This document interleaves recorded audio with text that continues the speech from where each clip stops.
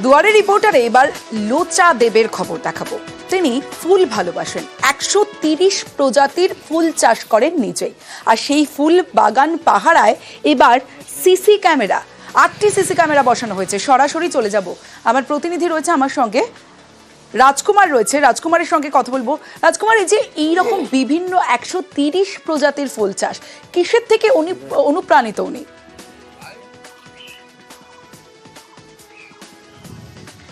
দেখো, লোচাবাবু যে এই যে আলিপুরদুয়ারের পূর্ব ভোলারডাবরি যে গ্রাম, সেই গ্রামের বাসিন্দা, তার বক্তব্য অনুযায়ী যে এই যে ফুলের বাগান করার রীতি তাদের বংশ পরম্পরায় রয়েছে, অর্থাৎ তার বাবাও ফুলের বাগান করতেন, কিন্তু তখন বাগানটি ছোট ছিল এবং বাবার থেকে তিনি এই অভ্যাসটি পেয়েছেন।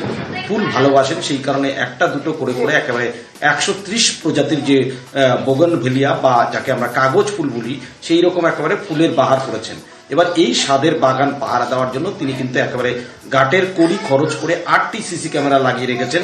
যখন তিনি বাড়ির বাইরে থাকেন, কর্মস্থলে থাকেন রেলকর্মী, তখনও কিন্তু মোবাইলের মাধ্যমে তিনি ফুলের বাগানের তদারকি করেন। বেশ রাজকুমার।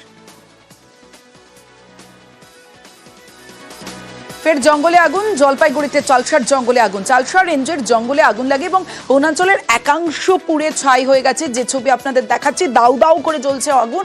ঘটনাস্থলে দমকল এবং বন দফতরের আধিকারিকরা পৌঁছন। সরাসরি চলে যাব, রকি চৌধুরী রয়েছে। রকি, জঙ্গলে আগুন লাগলে দুটো বিষয় থাকে, একদিকে গাছপালার যেমন ক্ষতি হয়, বন্য প্রাণেরও ক্ষতির একটা আশঙ্কা থাকে। রকি,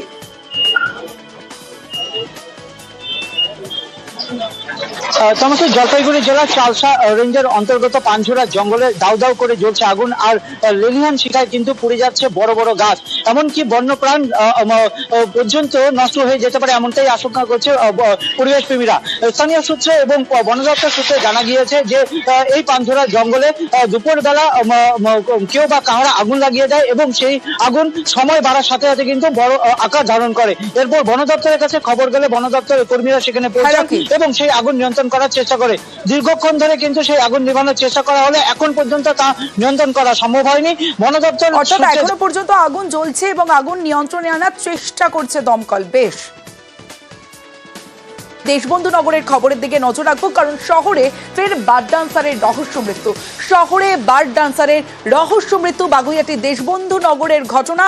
আর সেখানেই ফ্ল্যাটে থাকতেন, অভিজাত আবাসনের 3 তলার ফ্ল্যাটে থাকতেন তরুণী, আর সেখানেই দেহ উদ্ধার হয়। তরুণী ডান্সারের গলায় আঘাতের চিহ্ন। ইতিমধ্যেই তার বয়ফ্রেন্ডের জন্মদিনের পার্টি ছিল ফ্ল্যাটে, আর সেই জন্মদিনের পার্টির পরেই এই ঘটনা, এবং তার বয়ফ্রেন্ডকে ইতিমধ্যেই গ্রেফতার করেছে, আটক করেছে বাগুইআটি থানা। সরাসরি চলে যাব, সান্নিক রয়েছে আমার সঙ্গে, অমিত রয়েছে আমার সঙ্গে, অমিতের সঙ্গে কথা বলবো। অমিত, যে বিষয়টা তোমার কাছে জানতে চাইবো, প্রথমেই জানতে চাইবো যে ওই তরুণীর মৃত্যু কিভাবে হয়েছে, এখনো পর্যন্ত খুন নাকি আত্মহত্যা, রহস্য মৃত্যুর তদন্তে কি উঠে আসছে, আর বয়ফ্রেন্ডের সম্পর্কে এখনো পর্যন্ত কি তথ্য রয়েছে, ঠিক কি হয়েছিল গতকাল রাতে?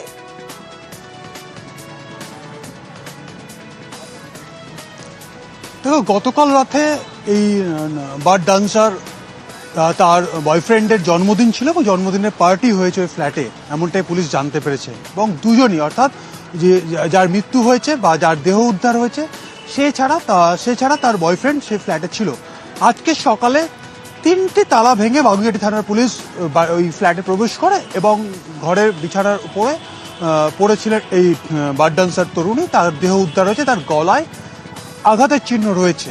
সেটি আত্মহত্যা নাকি খুন, এটি ময়নাতদন্তের প্রাথমিক ওপিনিয়ন বা প্রাথমিক অনুসন্ধান রিপোর্ট সামনে এলে পুলিশ স্পষ্ট হবে এটি হোমিসাইডাল নাকি সুসাইডাল।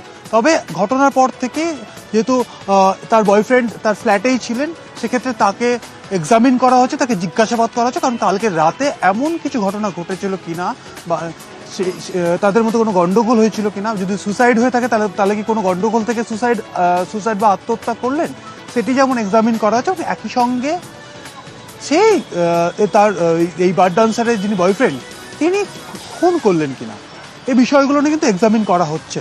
অন্যদিকে এখনো পর্যন্ত পুলিশ সূত্রে যেটা দাবি করা হচ্ছে, এখনো পর্যন্ত যেহেতু একটি অস্বাভাবিক মৃত্যু, সেক্ষেত্রে ইউডি একটি কেস রেজিস্টার করে ময়নাতদন্তের জন্য দেহ পাঠানো হয়েছে। ময়নাতদন্ত হলে স্পষ্ট হবে মৃত্যুর কারণ। তবে এখনো পর্যন্ত ওই তরুণীর পরিবারের তরফে কেউ কিন্তু থানায় অভিযোগ করেনি। পুলিশ সূত্র থেকে যেটা দাবি করা হচ্ছে, ওই এলাকার এক প্রমোটার কিশোর হালদার তার প্রথম পক্ষের সন্তান এই তরুণী, এমনটা কিন্তু পুলিশ জানতে পেরেছে এখনো পর্যন্ত। তাই পুলিশের দাবি এখনো পর্যন্ত পুলিশের ওই তরুণীর পরিবারের তরফে কোনো লিখিত অভিযোগ থানায় এখনো কিন্তু যে পুরুষ বন্ধুদের কথা বলা হচ্ছে, ওকে চিনতেন? ও এই 2-1 দিন ধরে আসছে, এটা সকালেও আসে, অনেক সময় রাত্রেও আসে। একাই থাকতো মেয়েটা? হ্যাঁ, মেয়েটা একাই থাকতো। এবার চলে যাব মহিষাদলে। সেখানে বিদ্যুৎস্পৃষ্ট হয়ে মৃত্যু হয়েছে মহিলার, কারণ হাই ভোল্টেজ কারেন্ট, তার পাশেই নার্সিংহোম, আর সেখানেই অসাবধানতাবশত এই ঘটনা ঘটে। সরাসরি চলে যাব, আমার সঙ্গে আমার প্রতিনিধি সুজিত ভৌমিক রয়েছে, সুজিতের সঙ্গে কথা বলবো। সুজিত, দুটো বিষয় জানতে চাইবো।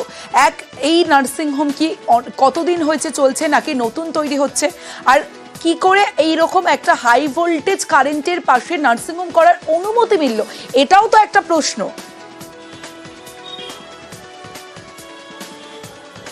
বিরাট প্রশ্ন।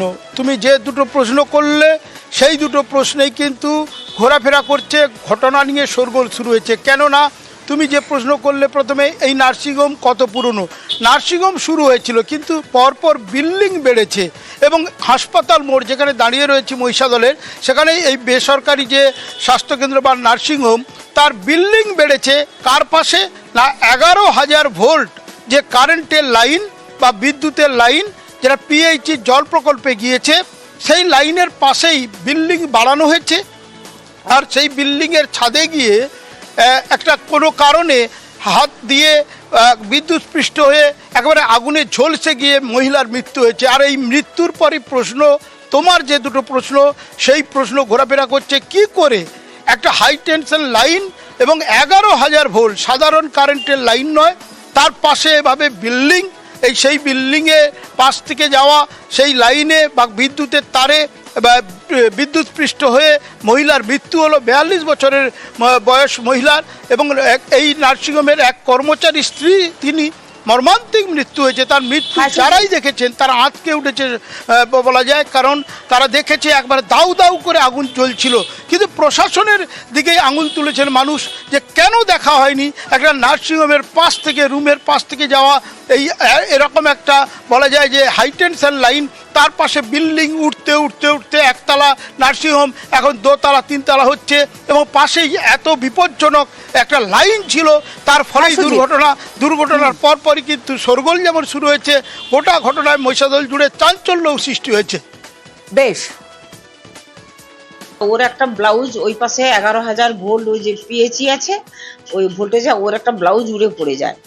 তারপর ও সেই ব্লাউজটাকে তোলার জন্য আগে ঢিল ছুঁড়ে, ও তখন কি করেছে, ঝাড়ু দিয়ে ও আগে চেষ্টা করছে ওটা নেওয়ার জন্য। সেটা যখন হয়নি, তারপর একটা কি স্টিলের কি রড ছিল ওখানে উপরে পর্দার, সেটাকে নিয়ে ও করতে গেছে। তখন ওই পাশে আর ঘুগনি দোকান বা পিএইচির ছেলেগুলো চিৎকার করছে, ও বৌদি আপনি কেন এরকম করছেন, কেন এরকম করছেন। সে বলার স্কোপই দেয়নি।